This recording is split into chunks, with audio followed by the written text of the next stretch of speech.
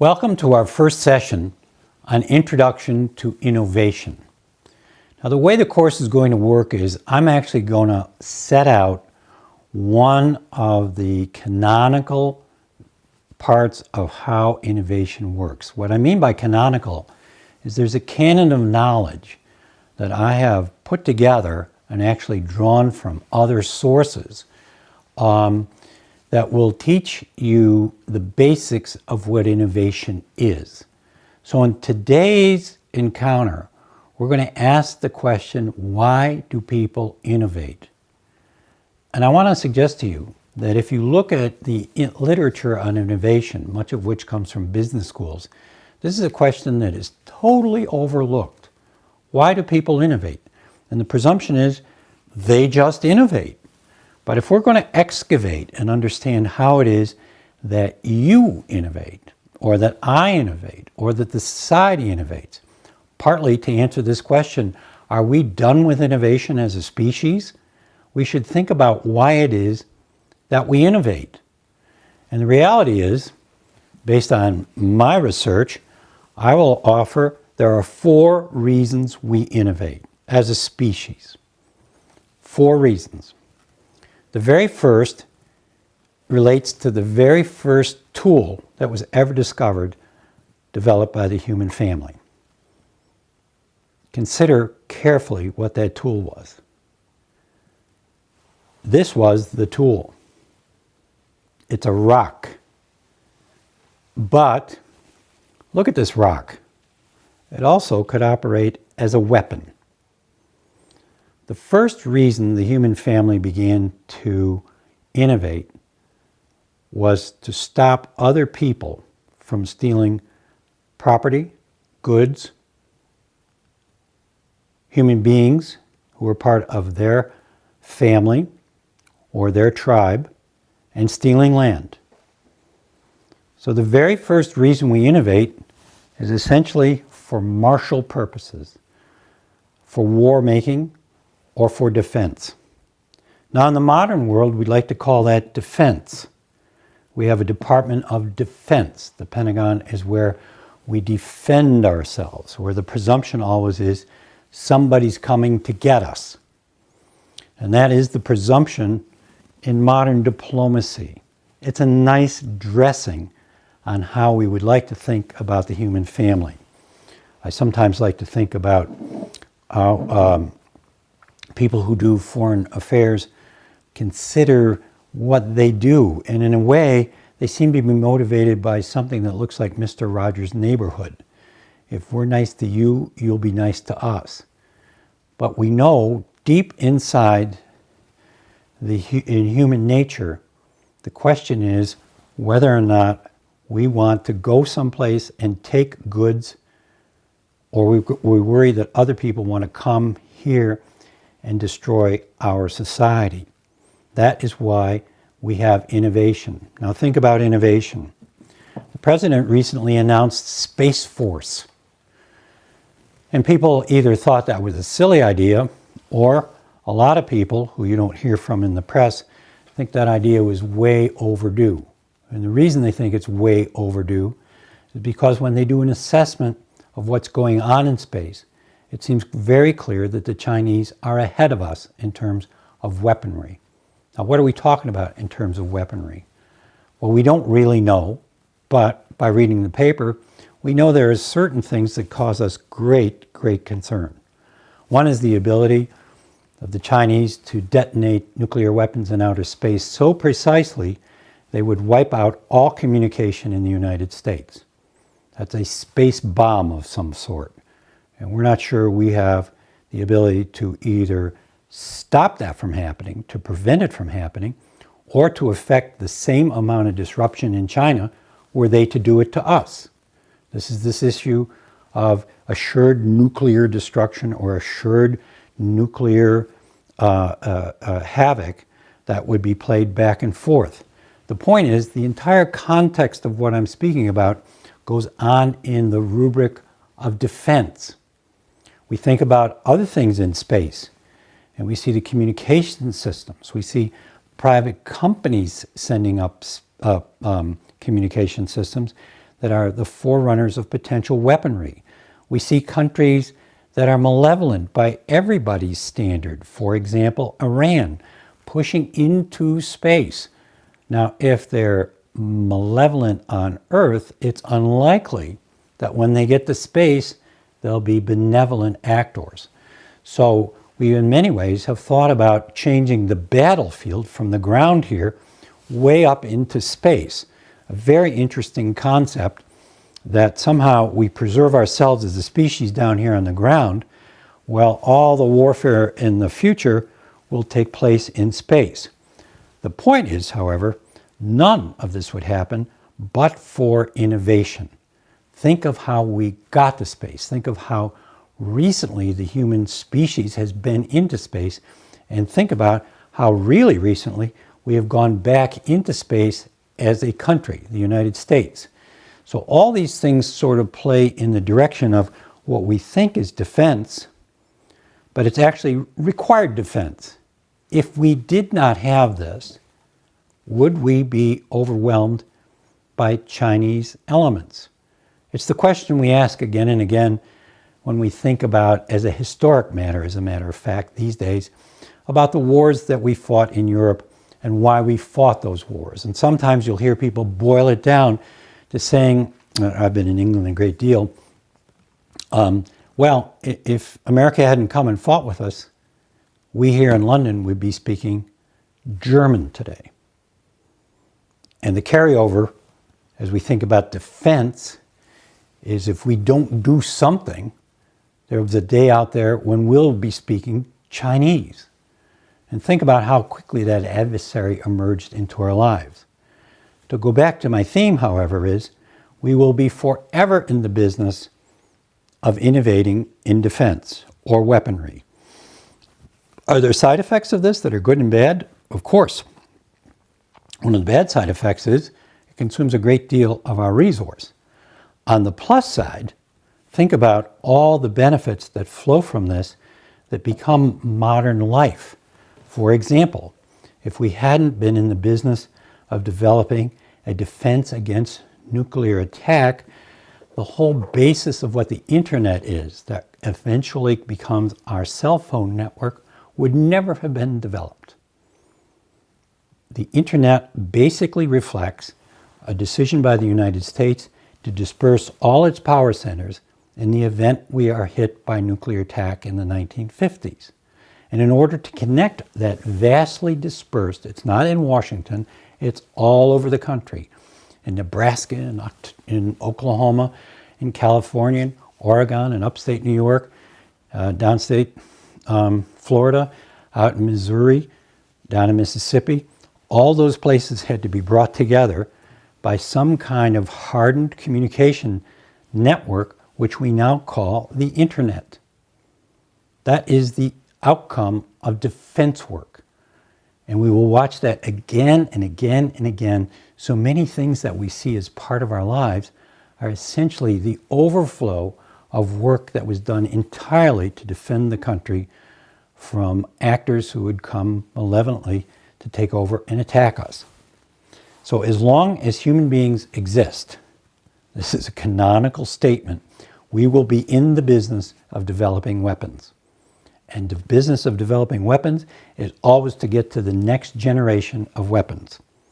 I'll close this discussion about this with just an observation about something we're all worried about right now, and that's hypersonic missiles.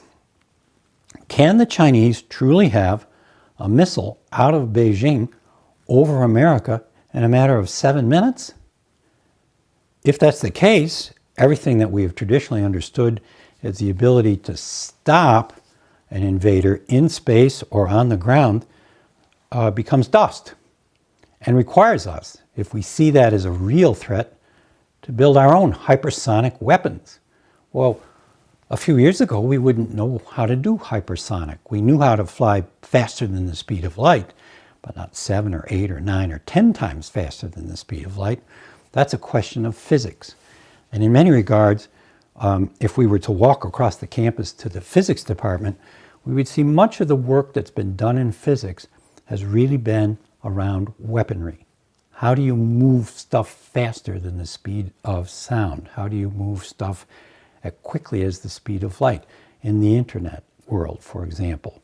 And then much of what goes on here, of course, is now contested over the question of who gets information and who's watching this information. These are issues that occupy some people in the iSchool in terms of protecting our sovereignty, our privacy, from the reaches of China or other malevolent actors looking at America. So this will occupy us forever. 2, the second canonical reason we innovate. It's to detain death and disability.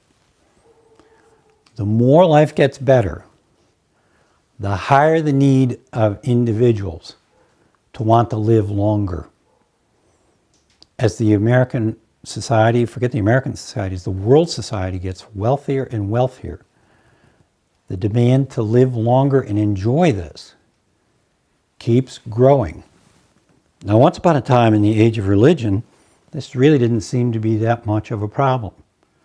But you might also correlate the vision that we're not sure about the afterlife. This life seems pretty good. The more affluent the world's community gets, the more people want to live longer. How do we get there? How do we delay death and conquer disability along the way? These are the issues that public health people speak about as mortality, death, and morbidity, the inability to enjoy life at its fullest because of morbid conditions. So this is why we spend so much on medicine, medical research. We are in the business constantly of trying to live longer. It's why 18% of our GDP in the United States goes to healthcare. It's why in the United States we have very, very high levels of healthcare, despite what people say relative to other countries. And indeed, many other countries are free riders on the innovations that happen in the United States, in particularly in the fields of drugs and other therapies. So as long as we are in the business of looking at longer life, we are in the business of constantly innovating. Now think about those innovations, and some of you will want to write papers on these innovations. In the last few years, the advances in T-cell therapy, for example, in beating cancer, are amazing. Very few children in the United States die of childhood leukemia anymore. We have cracked the code on the genetics of childhood leukemia. This is the case again and again. In my lifetime, if one was in fact detected with melanoma, that was a death sentence. As they used to jokingly say, don't go home and buy any green bananas. Your days are over that quickly. Now, melanoma, like lung cancer and like many cervical cancers, are just part of what happens and can be cured. We should think about this. As the population gets older and older, the incidence of cancer grows and grows. 50% of people alive today will get cancer. Why? In part because we have watched an enormous expansion of life expectancy. People are no longer dying at 50 or at 45 or at 55 or at 65. Average age is now over 80, and the difference between 60 and 80 is the incidence of many new cancers where our biological clocks, where our biology was such that it looked as if our natural death was to happen someplace between 60 and 70. When that doesn't happen anymore, new neoplasms emerge, people are set upon by new illnesses, and rather than just say, well, that's life or that's death, we now spend an enormous amount of money trying to stop that. Think again on how much information is being accumulated, how much money is being spent to stop COVID with a vaccine. That's a perfect example of how ready we are to spend at accelerated speeds to stop a disease that we had never known existed before. So this is the second reason we do this. Now, are there spillover effects? Just as before, the question is, what are the spillover effects? And the issue is, we see many, many spillover effects. For example, the use of drugs off-label, as it is said. So we are watching lots of diseases being cured with drugs that were developed for other purposes. And as we do that, that generates huge new questions in biomedical research. Now, before we move to item 3, think about how much of our federal budget is spent on defense and on medical research. It's well over 25% of our public spending. What does that say about us? Take it away from the conversations we're having in the age of politics, where everything is made political, particularly if there's a campaign underway. What that says is that as Americans, we are very nervous about somebody taking us over. That's our defense spending. And we are very nervous about dying before we have to.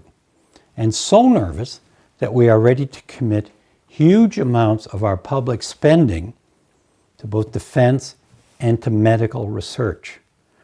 No country on earth spends money like we do on medical research, has laboratories of the scale and magnitude of our laboratories that do medical research, has anywhere near the number of PhDs deployed on medical research.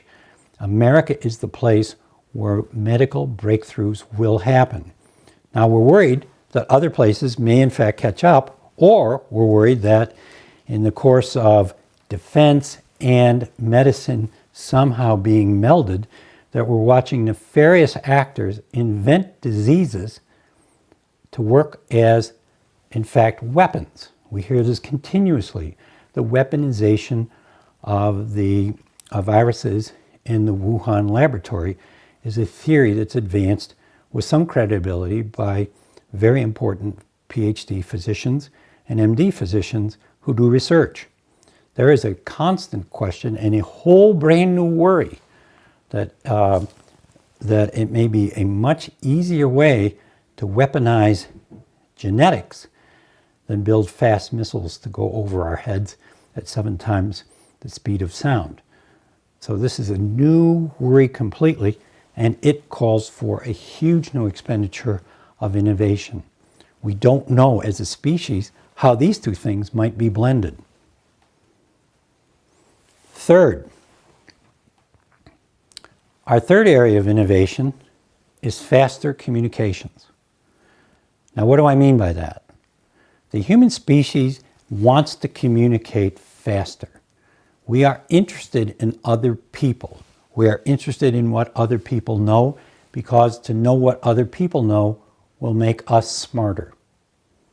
The story of faster communications really begins about 1805. 1805 is when the bicycle is invented.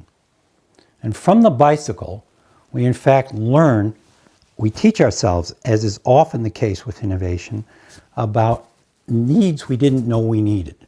And in the case of the bicycle, we became very interested in understanding what was just over the hill. Think of this. Bicycle may take us at 10 or 12 or 15 miles an hour if we go fast. And what that permits us to do is widen the geographic circle of what we know. So the bicycle is invented in Germany. It makes its way to Great Britain, where the Industrial Revolution is underway. It becomes an enormous fad in Great Britain, and suddenly you see it in use constantly, not just to go to the market, but often to go to the next market town and to the next market town. And in fact, we watched the vision happen in human society of how important it is to go understand what's going on elsewhere. The bicycle facilitates that. It lets us go much, much faster and puts us in charge, not a horse. So it's clean. It's extremely cheap. And we begin to explore all over the place with this bicycle. Now think about the importance of the bicycle. Less than 100 years after the bicycle is invented, we have the car in place. And if we think about the car is an absolute genetic descendant of the bicycle. In fact, Henry Ford called his first cars quadricycles. And if you look at the quadricycle, you in fact see it's basically two bicycles put together with a platform that suddenly has an internal combustion engine in the middle riding on this platform, driving essentially two bicycles with a steering mechanism, not a wheel, a steering mechanism, so you could in fact change the direction of the front wheels of both bicycles. It is essentially a double bicycle put together with a platform. That car tells us about us great things that we didn't even know. That car becomes so popular, some people call it a freedom machine. It permits people to go all over the place overnight. Think about it this way. We now can test all the business about locally the interstate highway, Interstate 81. The interstate wasn't even devised or thought of until 1956. When Dwight Eisenhower was a captain in the Army, one of the assignments he got was to take a new car, so we're talking in the 1920s, and drive that car across America. And when he got back, this is what he had to say. First, there was no road map of America.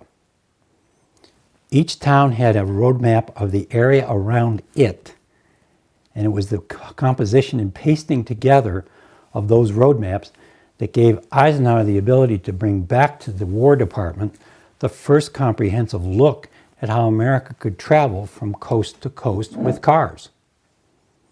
Before that, the only coast-to-coast travel was with railroads, which barely predated the car by 50 years.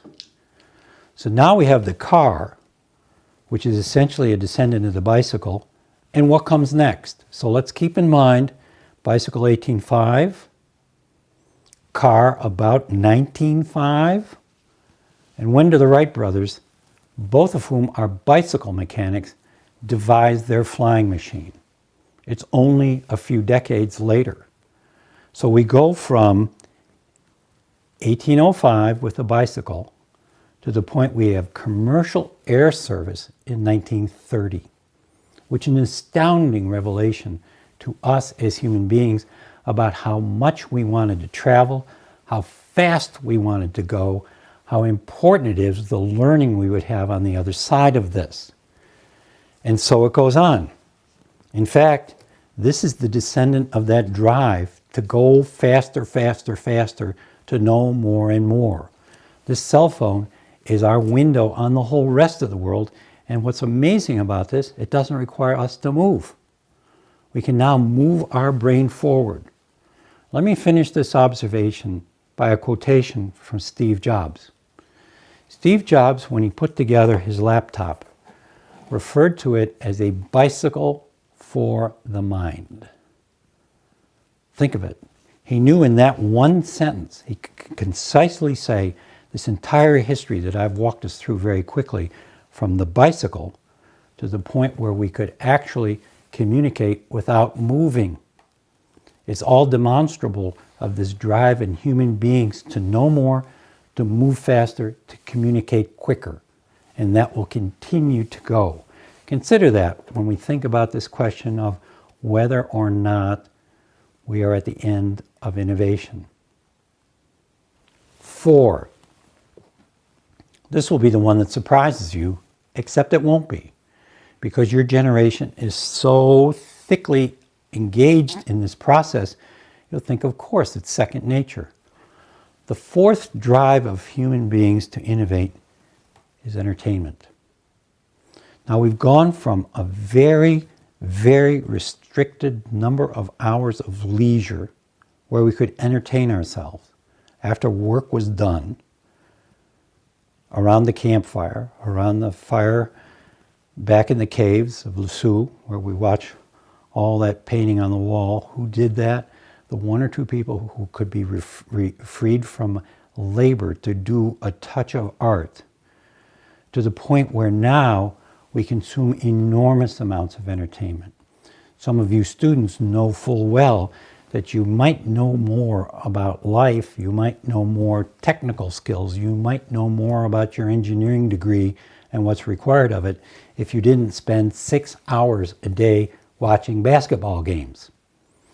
That entertainment drive is so enormous, it's created a vast new industry, which you all know from many different perspectives.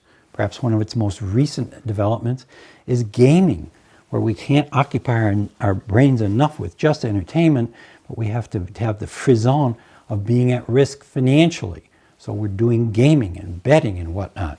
And you see this in these massive games that are played all over the world. So this drive for entertainment, which we may think of as frivolous, is anything but.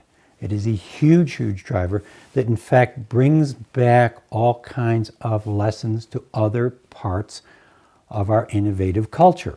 To wit, that is to say, let's do an example. Much of what the Pentagon does in terms of plotting out and gaming, a thesis that comes out of a skill that comes out of mathematics and physics, comes to us from the ability to do all the gaming substitutions and animations that are done for just gaming. And now we walk it back and put it in the position of making strategic decisions with this gaming culture. So the point of all innovation is it continuously feeds other parts of our innovative demands as human beings. So, as you consider innovation going forward, as I said to you at the outset, this course was going to open doors to you in terms of thinking about yourself and thinking about innovation in the larger world that you might not have thought about. And here we are.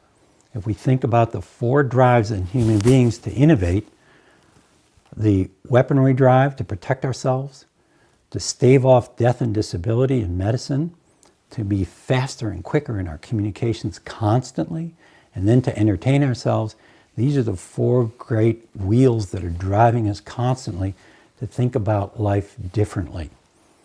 When next we meet, we'll take up the question of how specific innovations emerged. So thank you for your attention, and I look forward to our next lecture.